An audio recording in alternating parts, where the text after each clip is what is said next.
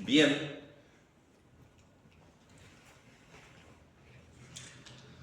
Nosotros ya hoy tendríamos que arrancar en la lección 2, ¿verdad? Sí. Bien. Antes de la lección 2, ustedes tenían un cuestionario que pueden, el que no lo hizo, todavía tiene un tiempo más. De todas maneras, yo ahora no voy a corregir eso, yo voy a corregir al final. Lo único que no quiero es que usted deje todo para el final, ¿verdad? El que puede ir haciendo, lo va haciendo, con tiempo, ¿tá? Ustedes saben que ya dimos lo que está en la pregunta número 1. ¿Por qué debe la persona que procura llevar almas a Cristo ser nacida de nuevo? Hablamos del renacido. Bueno, eso hablamos. Entonces, la persona que es transformada, es convertida, experimentó un cambio de vida. Bueno, ¿por qué es necesario que debamos prestar suma atención a nuestra conducta ante el mundo? ¿Verdad que hablamos sobre debe conducirse rectamente? Bueno, ¿qué parte desempeña la oración en ganar almas? Hablamos de la importancia y la necesidad de la oración. ¿Qué parte desempeña el amor en llevar almas a Cristo? También muy importante y bastante fácil de contestar. Después que la persona a la cual le hemos testificado es salva, ¿qué debemos hacer? ¿La soltamos en la iglesia y está? No. Ustedes son como los padres espirituales o como el pastor de esa persona que usted trae. Entonces tiene que ayudarla a crecer porque el que llega no sabe nada, no conoce nada, ¿verdad? No sabe dónde está el Génesis, dónde está el Apocalipsis, no sabe por qué oramos, no sabe nada, absolutamente nada. Para nosotros sí, es fácil, ¿verdad? Pero para la gente es totalmente... Y todo eso ustedes les van a ayudar a ir creciendo hasta que después le hablamos del bautismo del Espíritu Santo, le hablamos de un montón de cosas que ustedes ya saben muy bien. Seguimos. ¿Por qué debe el creyente estar familiarizado con los tratados, con los folletos? ¿Tá? Un folleto de niño no le vamos a entregar a un joven, por ejemplo, y a veces un folleto que habla de un montón de temas que es más bien para nosotros como obreros que para el que no conoce nada. El que no conoce nada tiene que recibir algo sencillo, práctico, ¿verdad? El plan de salvación, algo así, ¿verdad? No tanto palabrerío, porque no va a leer y no va a entender nada tampoco. Entonces, bueno, familiarizarse con el contenido, a ver si es un contenido que le sirve a esa persona. Propongo una cosa. Sí. Para este tema del folleto, propongo el candidato. Para esta época de política. Porque el candidato viene al pleno. Sí, yo. Por ejemplo, vienen tratados que hablan del deporte, de cristianos que se convirtieron a Cristo. ¿A quién le entregamos? A la gente que le gusta el fútbol o el deporte. Hay mucha gente y vienen tratados exclusivamente para eso. Otra cosa, perdón, pastor. ¿Sí? En el otro discipulado anterior de los hermanos misioneros nos enseñaron a hacer tratados nosotros con palabras sencillas que no descartamos la idea de poder no, hacer. Lógicamente, que se puede imprimir algo hecho por nosotros. Corto, seguro. Corto, pero conciso. Claro. Muy bien. De 2 razones en virtud de las cuales un obrero no debe de temer. Hablábamos un poquito, ¿verdad?, sobre... eso está todo en la página anterior, ¿no? ¿Por qué no debemos de temer, ¿no? Aun cuando fracasamos o parece que fracasamos. ¿Por qué? Porque aprendemos de los errores también. O sea, no hay que temer y en todo caso, hermano, nosotros estamos haciendo el bien. Usted entrega un folleto, si lo insultan, si le dicen algo, usted está haciendo el bien, digo, no tiene por qué temer. Bueno, y Dios está con nosotros. En esa tarea, dice, el Señor está con nosotros también, ¿no? Bien. ¿Y qué se debe añadir a la pregunta, ¿es usted cristiano? Y hay un porqué, ¿no? Porque esto está antes de la pregunta está la respuesta de eso. Antes de ir a las preguntas, en lo último que se habló un poquito, si alguien dice, no, pero yo soy cristiano. Hay gente que dice ser cristiana porque no es musulmán, por ejemplo, no es islámico, entonces dice, no, yo soy cristiano, pero, claro, si es nacido de nuevo, porque en realidad el cristiano salvo es el nacido de nuevo. Bien, hermanos, vamos a arrancar entonces con la lección número 2. En esta lección lo que hay es muchos textos bíblicos que ustedes necesitan aprenderlo porque son todos textos que tiene que ver con la salvación. Amén. Usted va a hablarle algo de la salvación, va a presentarle a Cristo y entonces estos textos, esta cantidad de textos habla de todos esos temas, ¿no? Por eso dice, ¿qué tengo que hacer para ser salvo? ¿No? ¿Qué tengo que hacer para ser salvo? ¿No? Entonces vamos a responderle a los inconversos, ¿verdad? ¿Qué tenés que hacer para ser? Si alguien te pregunta, ¿qué debo de hacer para ser salvo? ¿Cuál sería la respuesta más corta? Creer en Dios. Creer en el Señor Jesucristo y serás salvo. Está en la Biblia. Está en la Biblia eso. Hechos 16:31. ¿Se acuerdan? Cree en el Señor Jesucristo y serás salvo tú y tu casa. Si alguien dice, ¿qué debo hacer para ser salvo? Cree en el Señor Jesucristo y serás salvo. Hay que creer. Es la definición más corta que hay y está bien clara. En la época del carcelero, ¿verdad? Cuando se quería matar, el carcelero le pregunta, ¿qué debo hacer para ser salvo? Bien, bajo este tema tomamos 10 pasajes que demuestran diferentes fases de la salvación. 10 pasajes bíblicos. ¿Tá? Esto no significa que se deban emplear todos los versículos a tratar con un alma. Es importante, hermanos, como nosotros sabemos la Biblia y conocemos, no le vamos a llenar de palabras y de texto a una persona que no sabe nada. No le podemos largar textos y textos de la Biblia, porque lo vamos a embarullar, no va a entender nada. Entonces, acá hay 10 textos, por ejemplo, usted no le va a hablar de los 10 textos, hable de uno solo nomás. ¿No? Va a haber oportunidad después, en algún momento, o sobre algún otro tema que usted va a poder usar otros textos. Pero no precisa enloquecer a alguien con tantos textos de la Biblia. ¿Tá? Con toda probabilidad ello provocaría, dice, confusión, claro, cuando el camino de la salvación es tan sencillo. A veces es oportuno citar numerosos pasajes cuando uno quiere señalar los fundamentos bíblicos para la sanidad divina, por ejemplo. Ahí sí podemos usar varios pasajes, ¿verdad? Pero en el caso de la salvación, hermanos, tenemos que ir a lo más sencillo y claro posible. ¿Tá? Amén. Muy bien, Isaías 53, 5 y 6. ¿Quién lo va a leer? Mas él herido fue por nuestras rebeliones, molido por nuestros pecados. El castigo de nuestra paz fue sobre él, y por sus llagas fuimos nosotros curados. Muy bien. Dice que él fue herido por nuestras rebeliones. ¿Quién es él? Jesucristo. Cristo. Tenga claro, de tal manera amó Dios al mundo, que ha enviado a su Hijo unigénito para que todo aquel que en él cree, no se pierda, mas tenga vida eterna. Amén. Bueno, Isaías 53 entonces dice, tenemos, estoy leyendo el libro, aquí uno de los más claros y útiles pasajes sobre la salvación en la Biblia, puesto que señala la condición perdida del hombre y ¿qué más? El sufrimiento vicario del Es decir, Cristo nuestro sustituto, sufriendo y muriendo en nuestro lugar. Cristo, la muerte vicaria de Cristo, está hablando de que Él fue nuestro sustituto, ¿no? Él sufrió y murió en nuestro lugar.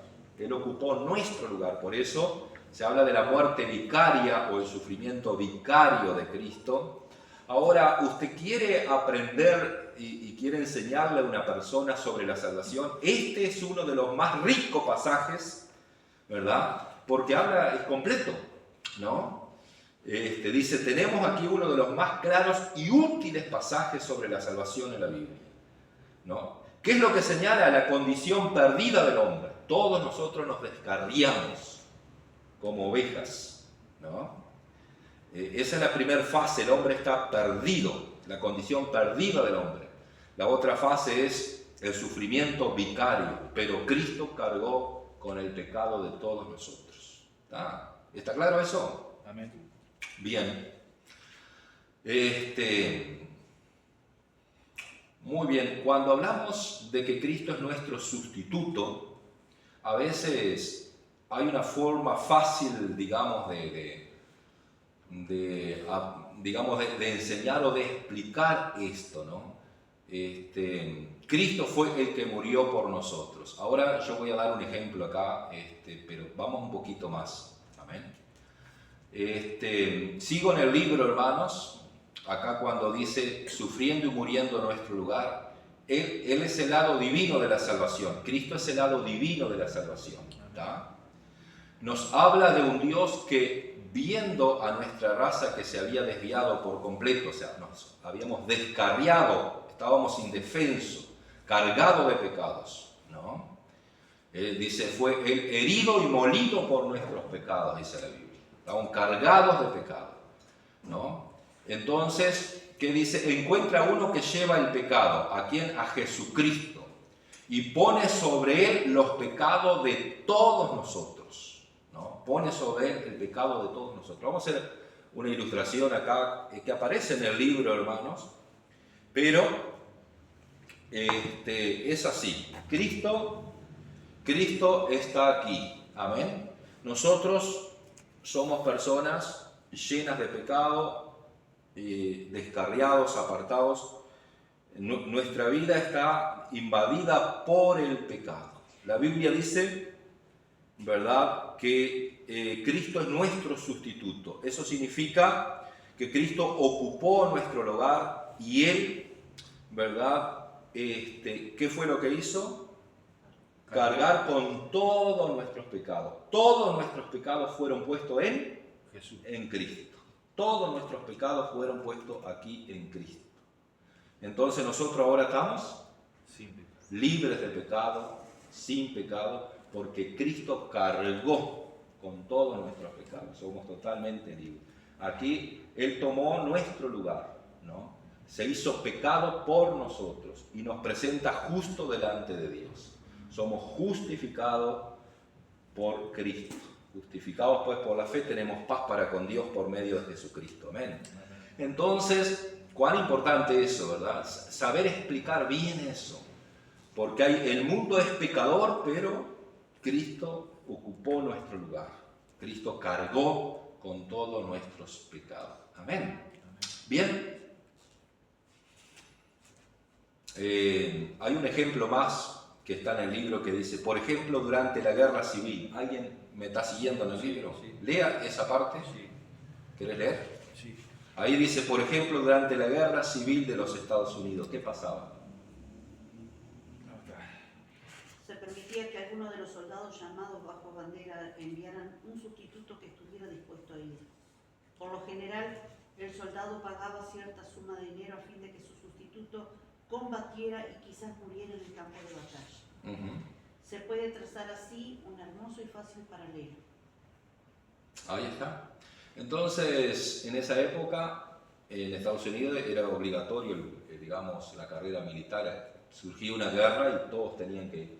Pero justamente había esa excepción de que si vos no querías ir a la guerra, llamabas un sustituto. Le pagabas. Y había que pagar, ¿no?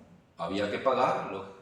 Entonces, había gente que no quería correr el riesgo de la guerra porque podía morir. Entonces pagaba y el otro ocupaba el lugar de la persona que pagaba, ¿no? Pero podía morirse, ¿no? Eso era un sustituto, ¿no? Bueno, en el caso de Cristo, Él fue nuestro sustituto, entonces. Él murió en nuestro lugar. Amén. Muy bien. Juan 1:12. Mas a todos los que le recibieron, le dio potestad. A los que le dio potestad de ser hechos hijos de Dios. Amén. A todos los que le... ¿Qué podemos explicar acá como recibirle? A todos los que le recibieron. A los que le abrimos el corazón, acá en el libro dice, significa aceptarlo, tomar, permitir la entrada. ¿Tá? Él dice, yo estoy a la puerta y llamo. Si vos abrís la puerta, ¿verdad? Él entra, ¿no? Vos estás recibiendo a Jesús, vos lo estás recibiendo. La puerta del corazón es aceptarlos, ¿verdad? Es tomar, es permitir la entrada, que Él entre en nuestras vidas. ¿Ah? Ahora el resultado es ser hechos hijos de Dios. Para ser hechos hijos de Dios tenemos que recibir a todos los que le recibieron, a los que creen en su nombre. Dios le ha dado la potestad de ser llamados hijos de Dios. Para el Papa, todos somos hijos de Dios, ¿no? Nosotros siempre discutimos, nosotros somos creados por Dios y en realidad podemos decir que fuimos hijos de Dios porque Él nos creó, pero nos perdimos. Ya dejamos de ser hijos de Dios, fuimos hijos del diablo, esclavos del diablo, anduvimos en los caminos del diablo, en el pecado del diablo, en la oscuridad del diablo, ¿verdad? Pero al recibir a Cristo, ¿sí? En esa descripción que hace el Papa, nosotros ahí negamos su paternidad. Dejamos de ser hijos al estar caminando en el pecado, negamos la paternidad del Padre. En cierta manera, por estar apartados totalmente de él. Exactamente. Pero es justamente cuando hay algo que está mal, está fuera de la verdad. Decir que todos somos hijos de Dios y todos somos hijos de Dios, todos somos salvos. Generaliza todo. Todo hemos recibido. Entonces, claro, muy lindo tener una religión de esa, porque vivir de cualquier forma y sos salvo. Pero la Biblia es clara. A todos los que le recibieron y a los que creen en su nombre. Amén. Recibir y creer en el nombre de Jesús. Que aparecen, ¿no? Y además otra cosa, hermano. Sí. En su nombre. Si vamos a los católicos, que está lleno de católicos por todos lados, van a decir no, pero es la Virgen María. En el nombre de María. Y seguro, en el nombre de María, eso hay que conocerlo también. Nosotros con mi esposa hemos estado indagando acerca de religiones. Y para hacer un aporte más, que también está bueno a la hora de predicarle a uno que aparezca con un fuerte catolicismo, ¿no? Que tenemos a Jesús como un sumo pontífice, uno que hace puente. Y que eso es bueno para describirlo, porque el sumo pontífice es uno que hace puente. Y el único que hace puente no es María, es Jesús. Claro. Entre el abismo que había, el puente lo hace Jesús. Y ese fue el sustituto que el Señor nos dio. Es la única manera, digo, es un aporte. Claro, porque ellos tienen a la Virgen María como una intercesora también, como un puente para llegar también a Dios. Porque al final hay que debatir un poquito, hay que contender. La Biblia dice que debemos contender por el Evangelio, porque si bien no podemos discutir, pero sin embargo, hay una parte que dice que tenemos que contender con amor, ¿no? Para que la persona pueda recibir eso. Bien, entonces, hermanos, es importante eso. Hay una diferencia enorme ahí con la Iglesia Católica, ¿no? Hay otra ilustración, hermanos, que habla del barquito. ¿Alguien leyó, no? Sí. El niño que había fabricado un barquito dice, quizá la ilustración del muchacho y su barquito ilustre el punto. El niño se había fabricado un pequeño bote. Lea, otro que lea, a ver. Otro que lea. Al cual le asignaba mucho valor. Pero un día, mientras lo hacía flotar en el arroyo, la corriente se lo llevó y lo perdió. Pero un día, mientras caminaba por la vereda del pueblo, vio su barquito en la vidriera de una juguetería. Estaba a la venta, mas el niño quería tanto a su barquito que estaba dispuesto a comprarlo para poder jugar de nuevo con él. Al llevárselo a su casa, apretándolo contra el pecho, le decía, en voz que era apenas un susurro, ahora eres 2 veces mío, puesto que te hice primero y luego te compré. Y así también lo somos nosotros, puesto que no solo nos hizo, sino que nos compró. Cristo nos hizo, nos perdimos y Él nos volvió a comprar, ¿no? Dios nos hizo, Dios nos creó, pero nos descarriamos, nos apartamos, pero Él nos compró con su sangre. Así pasó con la historia del barquito también. El niño era el creador del barco, el dueño del barco. El barquito se perdió, lo vio, lo encontró, pero lo tuvo que comprar. Amén. Y Cristo nos compró a nosotros con su sangre preciosa. Amén. Gloria a Dios. Eso para explicarle a una persona que, en términos sencillos, ¿no? Cómo estábamos perdidos y qué Cristo hizo por nosotros, ¿no? Juan 3:7 habla del nuevo nacimiento. Vamos a estar leyendo un poquito ahí. No te sorprendas si te digo que hay que nacer de nuevo. Ajá. No te sorprenda si te digo que hay que nacer de nuevo. ¿Podemos leer un poquito más el contexto ahí? Lo que es nacido de la carne, carne es, y lo que es nacido del Espíritu Santo es. Amén. Ahí está hablando en 3.3, en el 3.3 que dice. 3.3 dice, respondió Jesús y le dijo, de cierto te digo, que el que no naciere de nuevo no puede ver el reino de Dios. Muy bien. Digo esto, hermanos, porque hay mucha gente que profesan ser cristianos, ¿verdad? Digamos, pero por sus palabras, gestos o voz juzgamos que no lo son. Solo aquel que tiene un conocimiento experimental de Dios, que ha gozado de comunión con Él, afirmará que ha nacido de nuevo. Es lógico, hermanos, que nosotros hemos hablado sobre este texto y cuando hablamos el otro día del hombre renacido, encaja en este texto porque habla del nuevo nacimiento. La gente puede profesar que es cristiano y decir que es cristiano, pero si no experimentó en Cristo un nuevo nacimiento, no puede entrar al reino de los cielos, está claro. Entonces, que la gente no se engañe con decir que es cristiano, o con decir que cree en Dios.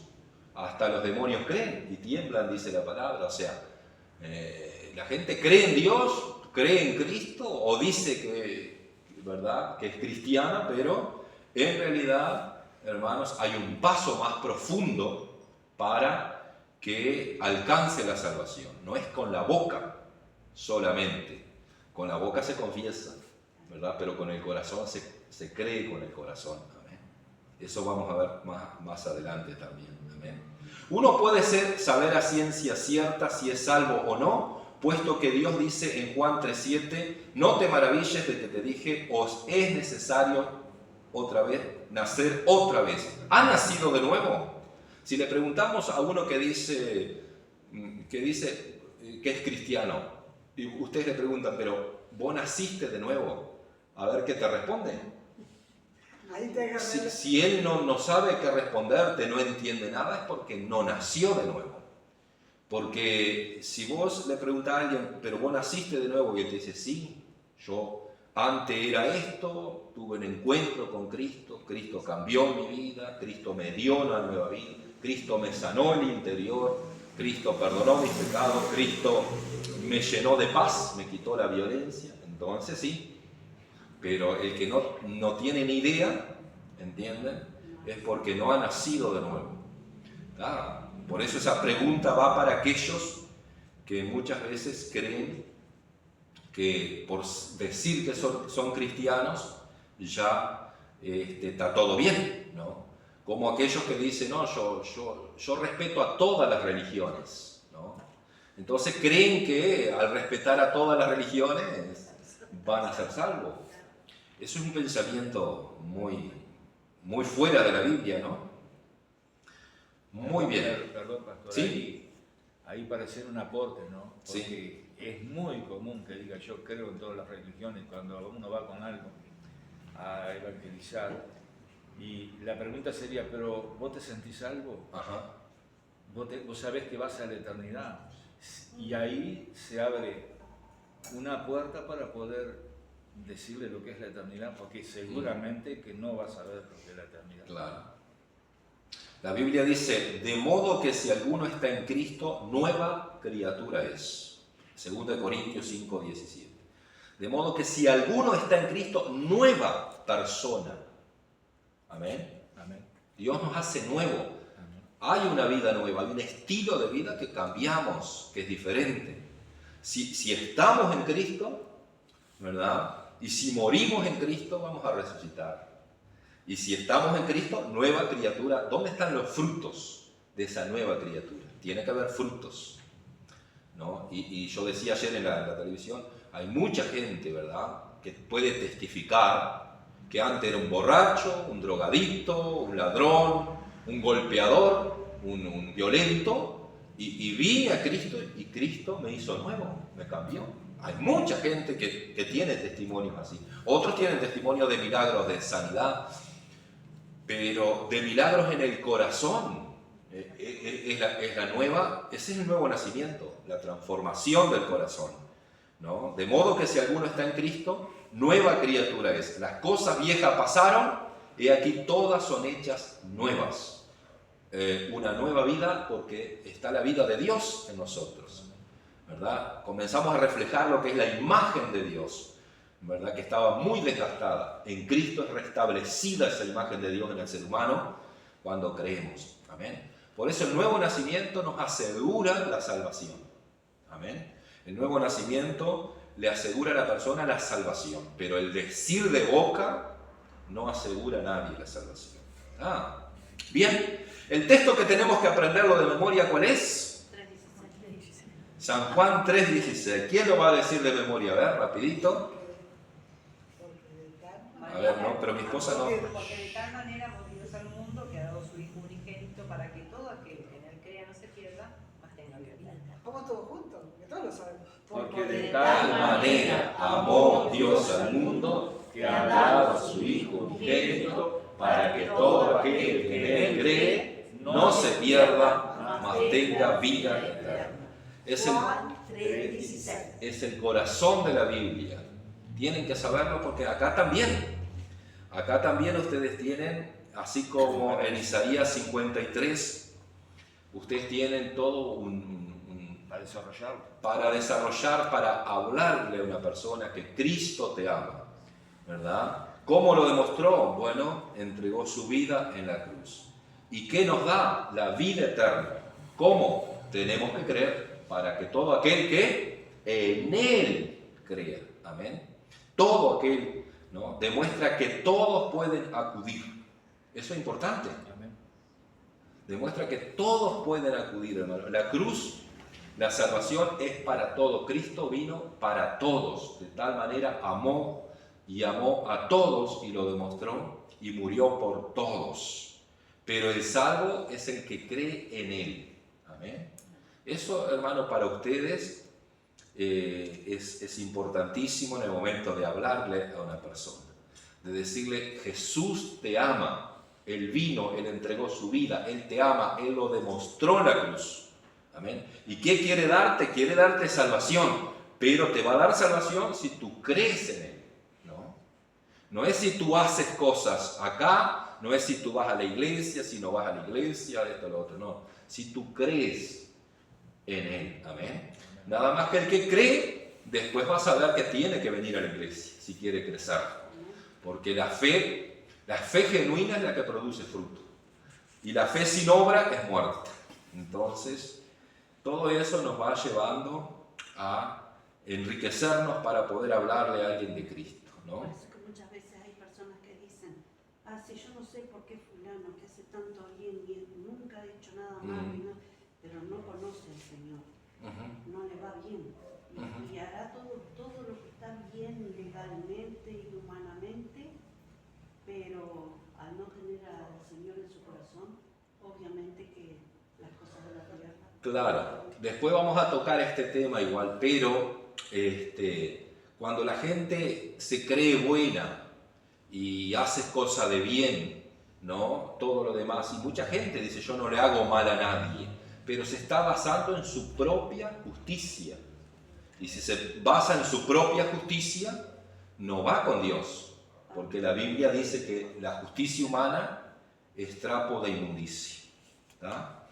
Entonces, es el problema que la gente tiene. Como no le hace mal a nadie, ¿tá? Entonces quiere comprar su salvación. Quiere comprar su salvación. Y la salvación no se compra, ya la compró Cristo con su sangre. Es por fe en el sacrificio de Cristo.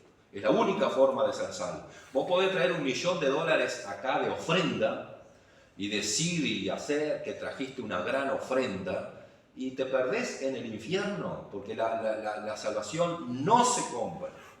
La salvación ya la compró Cristo, amén, en la cruz, y nos regala la salvación. Es por gracia que somos salvos, por medio de la fe, dice la Biblia, amén. Muy bien, aquí se debe recalcar aquí que mucho el amor de Dios al preparar nuestra salvación. O sea, se habla mucho del amor de Dios. Si el alma puede comprender de una vez por todas el amor que llevó a Jesús a la cruz, el amor del Padre y del Hijo, es indudable que no podrá menos que retribuir ese amor, ¿no? Hay que comprender, cuánto amor realmente. No hay mayor, más grande amor, ¿verdad?, que el que demostró Cristo en la cruz del Calvario. Hablamos que el amor se demuestra y Él lo demostró plenamente y completamente, ¿no? Sufrió siendo inocente, cargó el pecado de todos nosotros. Solamente alguien que realmente ama a la humanidad pudo haber hecho eso, nadie más. Entonces, si hay que agradecer y adorar, ¿a quién vamos a hacer? A Dios, a Jesús, al Rey, al Señor, el que nos dio perdón de regalo, ¿no? Nos regaló el perdón y la salvación. Bien, esto es importante, lo que sigue, ya hemos hablado un poquito también. ¿Quién lee el último párrafo ahí? Para mí es el último párrafo, no sé para ustedes. ¿Presentar? Leo. Presentad siempre a Cristo. Sí, lea. Debe ser el lema que rige no solamente nuestra predicación, sino también nuestro trabajo personal. Muy bien. ¿Presentar siempre a quién? A Cristo. A Cristo. Usted presente a Cristo, al perfecto, al Salvador, al Dios de amor, el que hizo todo por nosotros. Presente a Cristo. Amén. Lo más importante, porque es el único medio, el único camino, la única verdad. Es el puente, es el intercesor, el sumo sacerdote. Entonces, debe ser el lema que rige, en la predicación. Cuando nosotros vamos a predicar, si usted va a predicar, que a todos, la mayoría han predicado, presente a Cristo, exalte a Cristo, conduzca a la gente a Cristo. ¿Saben que hay ciertas doctrinas que conducen más la gente al líder que está? Entonces el líder se transforma en una figura muy importante. Y entonces hay gente que ama al líder de la iglesia, en el caso del pastor o quien sea, porque siempre el líder es el que lo exaltaron. Pero, hermano, eso es un error, eso es una herejía. Eso no va con Dios. Nosotros exaltamos a Cristo, amamos a Cristo por encima de todas las cosas. Amén. Entonces, presentar siempre a Cristo debe ser. Si usted va a hablar con una persona, usted le va a hablar de Cristo. Usted no le va a hablar de la iglesia, de lo que hacemos en la iglesia. Esto lo presente a Cristo. Amén. Hable de Cristo, el Salvador, lo que Él hizo por nosotros. Amén. Que Dios nos ayude a tener claro esto también. Amén. Bien. Estamos en San Juan 3:16, estamos avanzando un poquito, amén. Vamos, dice, presentar siempre a Cristo, y en nuestro trabajo personal, evangelismo personal, debe ser presentar siempre a Cristo, que ha dado, dice, a su Hijo unigénito. Explique el acto de dar al Hijo, describa la cruz y el significado del grito terrible. ¿Cuál fue ese grito terrible que dijo Jesús? Dios mío, ¿por qué me has desamparado? ¿Por qué ustedes entienden que Jesús dijo, Dios mío, ¿por qué me has desamparado? ¿Por qué Dios desamparó a su Hijo ahí? ¿Cuál fue el desamparo? ¿Por qué él se sintió desamparado? ¿Cómo entienden esa parte? Yo creo que al llevar el pecado de la humanidad en ese momento, Dios no pudo mirar el pecado, porque Dios no mira el pecado. Entonces saca la mirada de su Hijo en un sufrimiento tan impresionante, y yo creo que el Señor al decir, Dios mío, ¿por qué me has desamparado? Él siente en ese momento que la mirada de su padre no estaba sobre él, pero ¿por qué? Porque estaba cargando el pecado de la humanidad en la cruz. Así lo veo yo. Bueno, porque Dios había entregado a su Hijo único para el perdón de nuestros pecados. Y Dios es 3 veces santo, Él no puede mirar el pecado. Y en ese momento que Jesús cargaba el pecado, el libro explica que ese, digamos, es una posibilidad, ¿verdad? Que justamente Él se volvió pecado y el Padre retiró su mirada, ¿no? ¿Sí? También como padre amoroso. Ajá. Nosotros cuando somos padres y tenemos que reprender a nuestros hijos o ponerle una penitencia o lo que sea, nosotros no nos quedamos mirando cómo él sufre durante esa penitencia. No nos gozamos mirando. Y Dios es un Padre amoroso y tampoco, más allá de que no puede mirar el pecado, no creo que se fuese a mirar cómo estaba sufriendo su Hijo amado por todos nosotros. También está ese corazón del que Padre. No quiso mirar por el sufrimiento que estaba ahí. Hay una palabra que dice, no escatimó, dice, no escatimó a su propio Hijo. Ese seguro está bien. Entonces, hermanos, es justamente porque Jesús estaba pagando ese altísimo precio. Bien, para que todo aquel que en Él cree. Esto es una defensa importantísima que ustedes tienen, hermanos, frente a un montón de cosas. La gente dice, no, yo tengo mi religión, yo creo en fulano, pero no. Usted quiere ser salvo en Él, para que todo aquel que en Él cree no se pierda, mas tenga vida. Muy bien, la creencia verdadera es algo más profundo que el mero asentimiento de que una cosa es cierta. ¿Entienden? La creencia verdadera, de esto se trata la fe verdadera.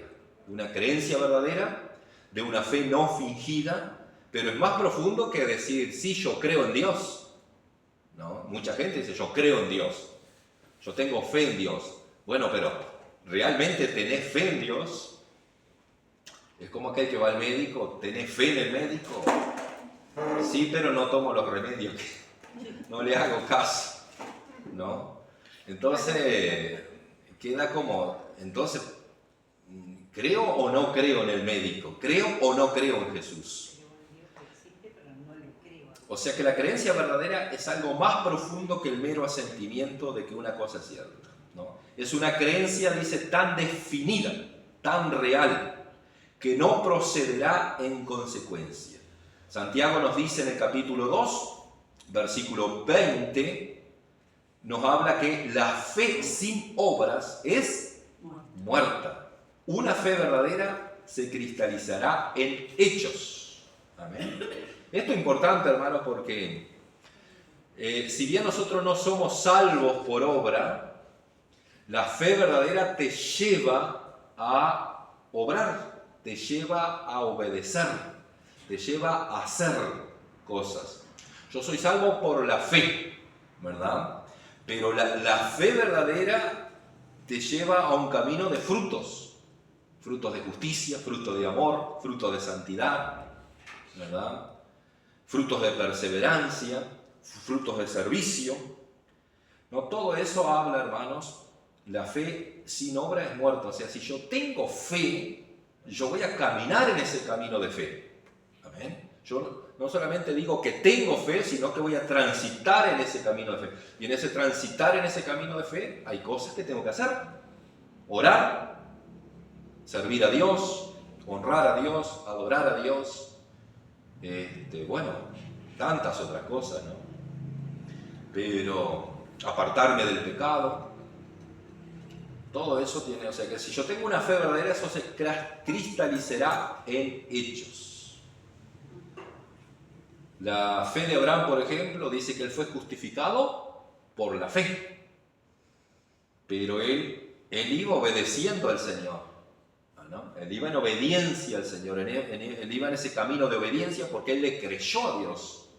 Él le creyó que de alguna forma Dios iba a manifestarse o iba a proveer. Y Dios proveyó, pero él iba en obediencia, ¿no? Por eso, hermano, la fe, cuando yo digo yo creo, yo obro. Amén. Si yo creo, yo obro. No hay chance, hermanos. Amén. Eso en todas las áreas de nuestras vidas. Amén. Si yo creo que pedir perdón a mí me va a hacer bien y le puede hacer bien a la otra persona, yo creo, entonces yo lo hago, pido perdón. Esa es la fe con obras. Esa es la fe verdadera, esa es la fe que produce fruto. Ahora, si yo digo, no, yo creo en Dios, pero yo no pido perdón a aquel que me hizo tal cosa, o yo no perdono tal cosa, entonces mi fe no es tan verdadera. Mi fe es verdadera cuando yo también obedezco la palabra de Dios, ¿no? Porque sé que me va a hacer bien, sé que me va a transformar, que me va a bendecir, que me va a hacer crecer, ¿no? Porque la fe verdadera es una fe que crece, que madura, que conquista. Amén. Si uno realmente cree en el Señor Jesucristo, no podrá menos que aceptarlo como su Salvador, puesto que nadie que conoce profundamente al Señor y sabe lo que ha hecho por Él, podrá dejar de rendirle el corazón. Dice, mas tenga vida eterna. No se pierda, mas tenga vida eterna, sigue diciendo el texto.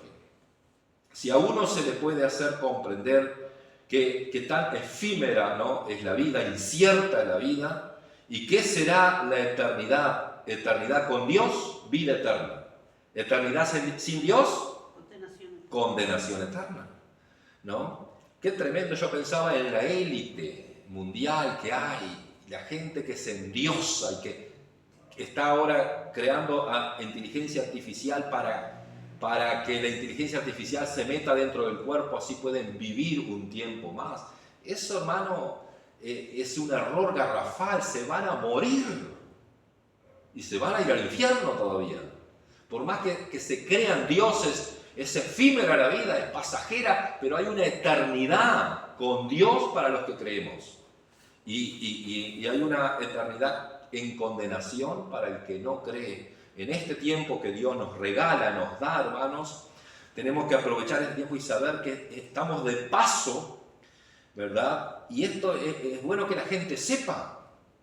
Es bueno que la gente sepa y decirle, yo cada vez que predico en un culto fúnebre, trato de hablar de que la vida es como una neblina, estamos de paso, pero hay una vida eterna y nosotros tenemos que saber elegir en este tiempo que vivimos todo eso, hermanos, para librarnos de la condenación eterna. ¿Ah? Muy bien, Juan 5:24 dice que tienen en común con Isaías 53:5 y 6. Dice, un rasgo característico que constituye un estímulo para aquellos que desean ser salvos.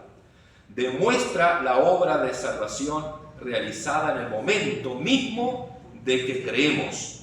Vamos a leer Juan 5:24 y vamos a leer también Isaías 53:6. Juan 5:24. Les aseguro que todo el que preste atención a lo que digo y crea en Dios, que fue quien me envió, tendrá vida eterna.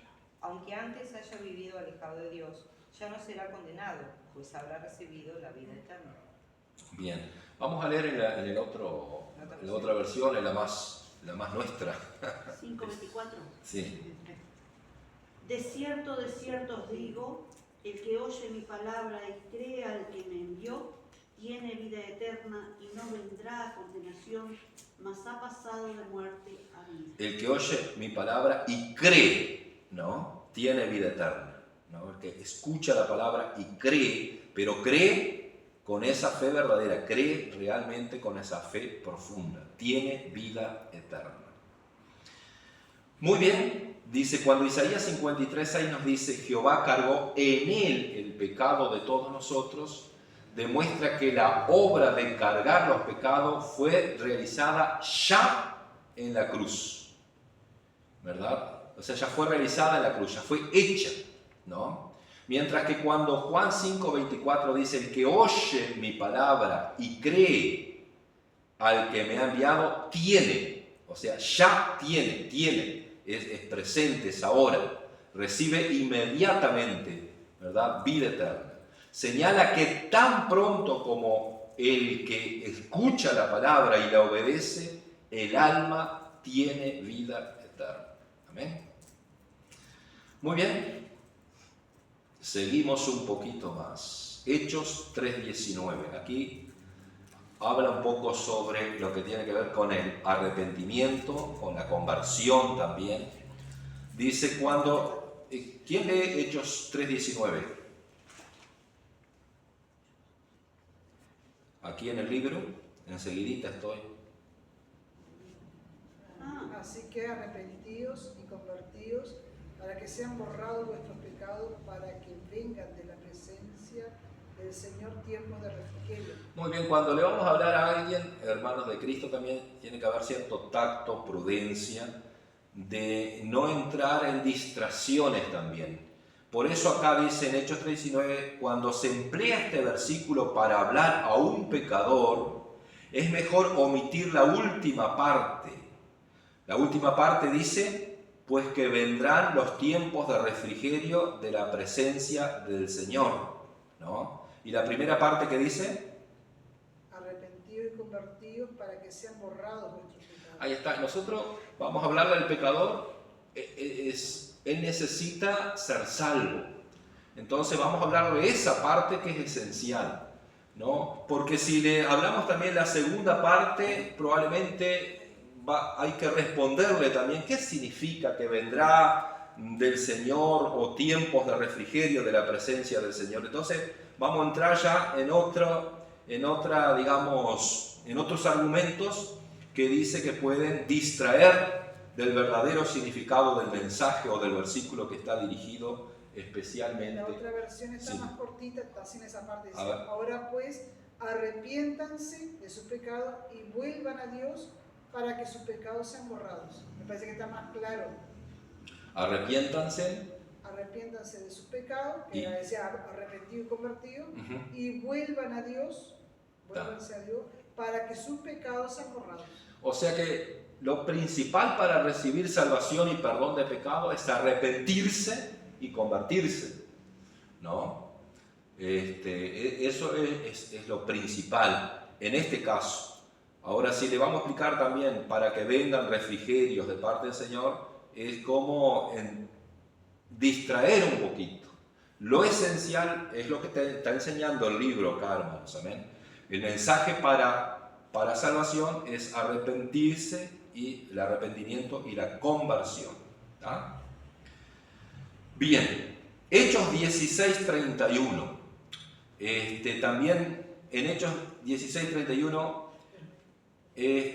dice, cree en el Señor Jesucristo y serás salvo tú y toda tu casa, ¿no? Vamos a leer en el contexto ahí, Hechos 16:31, porque arranca con otra palabra. ¿Qué debo hacer para ser salvo?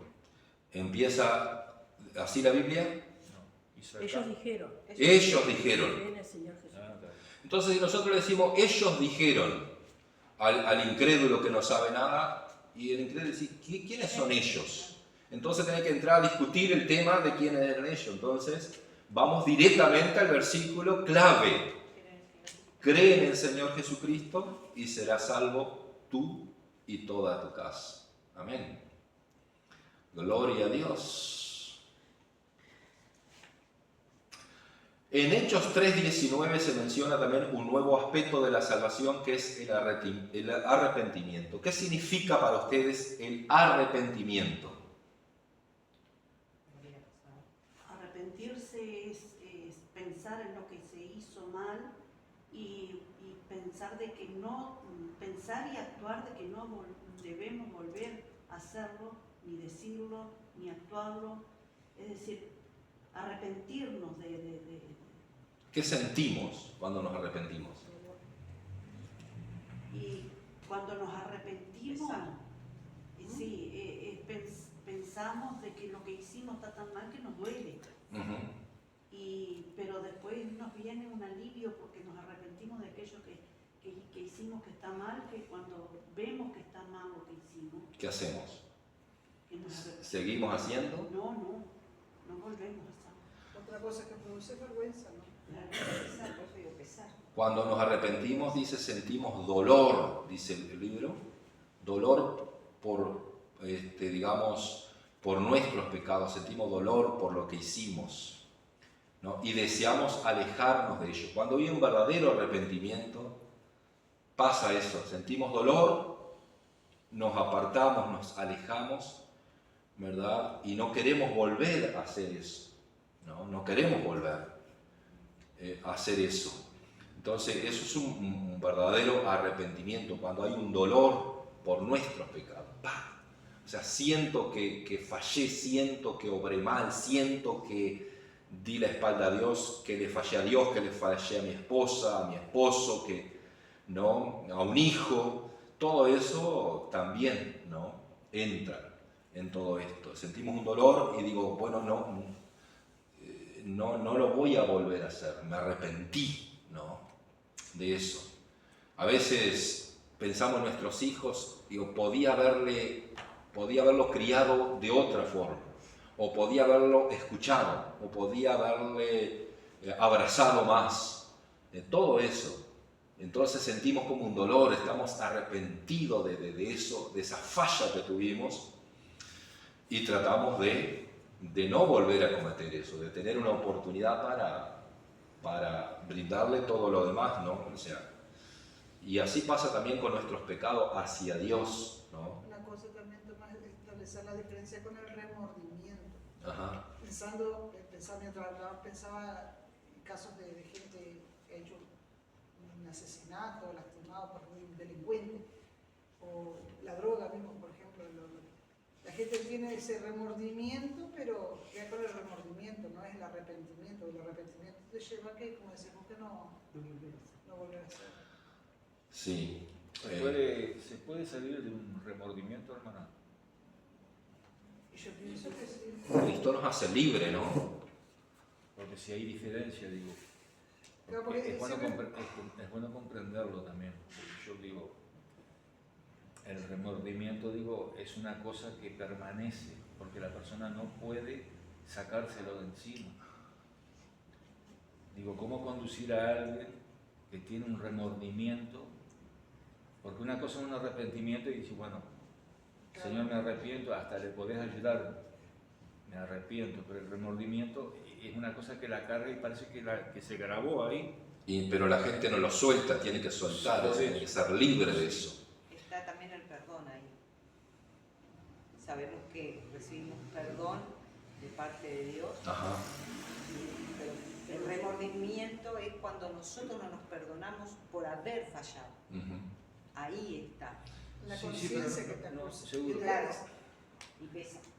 Claro, pero yo creo que me parece a mí, ¿no? Que el remordimiento tiene más lo humano, que le pasa, por ejemplo, a los delincuentes, metió la pata, sí tiene remordimiento, pero sigue metiendo la pata. Sigue metiendo la pata, porque digo, tiene eso de que la conciencia le dice que...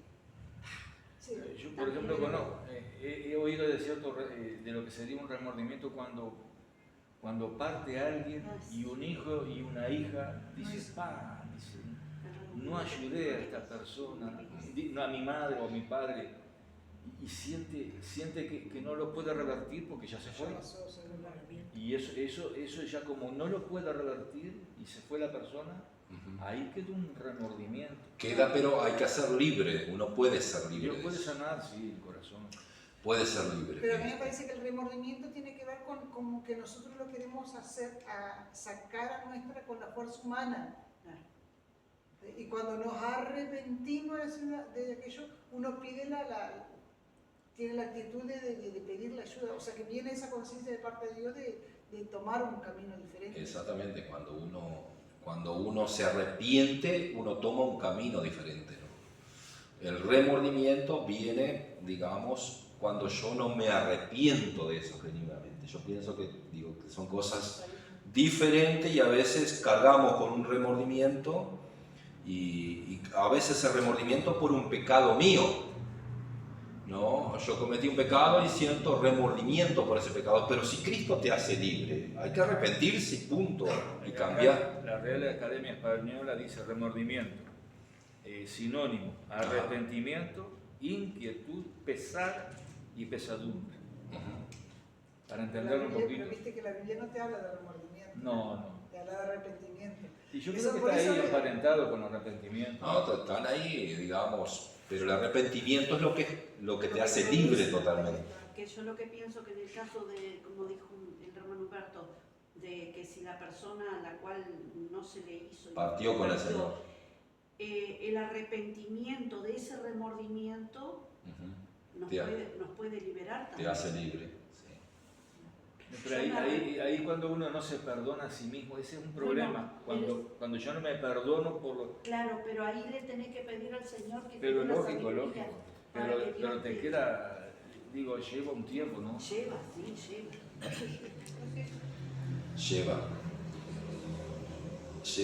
Uno siente como una carga de culpa porque no hizo lo que tenía que hacer y queda eso. Y si hubiese hecho tal cosa, podría. Pero el arrepentimiento es, hermanos, cuando yo me doy cuenta que cometí una falta y digo, no vuelvo a cometerla, me duele eso y no vuelvo a cometerla. Si vos tenés la oportunidad de volver a encontrarte con esa persona o algo, de sanar eso, pero no volver, ¿no?, a cometer, porque me arrepentí, me dolió lo que hice, ¿no? Y eso el mundo está lleno de esas cosas. Bien. La profundidad de la salvación, bueno, no existe un pecador bueno, ¿tá? Porque no existe un pecador bueno. La profundidad de la salvación del hombre está determinada por el grado de arrepentimiento, ¿tá? Esto anoten si quieren. No existe, o marquen en el libro, no existe un pecador bueno, o sea que no hay chance. Todos necesitamos arrepentirnos. No hay ninguno bueno, o sea, no existe un pecador bueno. Y la profundidad de la salvación del hombre está determinada por el grado de arrepentimiento. ¿Tá? Dice, es a estos a quienes Dios les dice arrepentíos. Porque la Biblia, ustedes saben que Cristo, el primer mensaje fue arrepentíos. Y el primer mensaje del profeta Juan el Bautista fue arrepentíos. Entonces, esto es de mucho valor para el ser humano. ¿Querés ser salvo? Hay que arrepentirse. ¿Verdad? Querer entrar al cielo, hay que arrepentirse, ¿no? Ahora, es a estos, cuando hablamos de arrepentimiento, es a estos a quienes Dios les dice, arrepentíos, respecto de aquellos que ya se saben perdidos y lloran sus pecados. ¿Cómo explicar? Por ejemplo, hay gente que sabe que pecó. Hay gente el que está en la cárcel sabe que pecó, que falló, sabe. Entonces hay que hablarle de que se arrepientan, ¿no? Que se arrepientan. Perdón, estoy hablando equivocadamente, ¿no? El que sabe que pecó, que falló, ¿qué le vamos a hablar de que falló y que pecó? Vamos a hablarle de que hay un amor que rescata, ¿entienden? Vamos a hablarle que hay un amor que rescata. Entonces, si vamos a la cárcel, tenemos que presentar ese Cristo de amor que rescata al perdido, al que falló, al que pecó, porque ellos ya saben que ¿no? Entonces muchos, ¿verdad? O aquel que se equivocó y que reconoce, ¿verdad?, que estuvo mal, tenemos que brindarle el amor de Cristo, no le podemos darle todavía en la cabeza, ¿no? A ellos, a la gente que falló, tenemos que señalarle más el amor de Dios y la senda, ¿verdad?, que ha quedado, digamos, encaminada para acudir a Jesús y recibir limpieza y perdón. Si hay gente, si vos tenés un drogadicto allá tirado, vos tenés que hablarle del amor que rescata, del amor que... No le hable del pecado, no le hable de esto, porque él ya sabe que está mal, él ya sabe que falló, ya sabe que incurrió en una transgresión, él ya sabe eso. Es lo que necesita, un camino de salvación, una salida, una solución, y ahí que tiene que encontrarse con el amor de Cristo. Amén. Porque si no se va a desanimar más. Si vos le empezás a hablar, sí, porque la droga esto, sí, porque esto, lo otro, eso está muy mal, lo que hiciste, él sabe que está muy mal. Entonces presentemos a Cristo en el amor de Cristo ahí. Amén. Amén. Bien. Están arrepentidos y deseosos de encontrar el remedio. O sea, muchos de ellos están arrepentidos y deseosos de encontrar el remedio. El remedio es Cristo, es el amor de Cristo. Muy bien. Ahora, son como los publicanos, dice, que exclaman, Dios se propicio a mi pecador. ¿Vieron lo que hizo el fariseo y el publicano? El publicano sabía que le había fallado. Entonces, Señor, necesito tu perdón. Ya estaba arrepintiéndose, necesito tu perdón. Y bueno, Cristo te perdona. Cristo te perdona. Presentar a ese Cristo, ¿verdad?, del perdón en ese momento y de amor. Amén. Cristo sentía, dice, profundo amor y tierna compasión por el hombre que se sabía pecador, ya reconocía pecador. Entonces, lo que hay que brindarle es el amor de Cristo, la compasión, ¿verdad?, sobre esa persona. Mas fue, dice, para los escribas y fariseos que tuvo frases condenatorias, ¿no? Condenatorias, ¿no? Por ejemplo, que en muchas ocasiones los confrontó con su pecado y los llamó de sepulcro blanqueado, les dijo, ustedes están pecando, a los que se creían buenos. Entonces, a veces cuando la gente dice, no, pero yo no hago mal a nadie, se creen buenos, Jesús dice, ustedes son pecadores, necesitan arrepentirse, ¿no? Termino. Así que arrepentíos y convertíos, sería bueno aquí explicar lo que quiere significar mediante estas dos palabras. Cuando nos arrepentimos sentimos dolor por nuestros pecados y deseamos alejarnos de ello. Y cuando nos convertimos, ¿qué pasa? Damos la espalda al pecado. Damos la espalda y comenzamos a andar en dirección opuesta. Es el resultado natural del arrepentimiento verdadero. Si te arrepentiste, cambia el rumbo, cambia el camino, cambia el estilo de vida, ¿verdad? Si te arrepentiste realmente, hay que demostrar eso. Entonces me convertí a Cristo, Cristo cambió mi vida, yo dejé mi vida pasada, ahora camino en una nueva vida con Cristo. Ese es el que se convierte a Cristo. Y después el que no se convierte a Cristo puede pasar años en la iglesia y no convertirse a Cristo, es un religioso. Por eso tenemos que experimentar el nuevo nacimiento. Gloria a Dios. Bien, hermanos, para la próxima arrancamos ahí cuando habla de Hechos 16:31, que hay una explicación más. Es la declaración más corta de lo que es necesario para la salvación. ¿Está? Aprenda de memoria porque eso va en el examen. Hechos 16:31, anote ahí. Apréndalo de memoria. Es la declaración más corta que tenemos, más clara de lo que es necesario para la salvación. Me quedé en la 41. Esto va a llevar, hermano, como 2 clases más para llegar a la culminación de esta lección. Es bastante larga esta.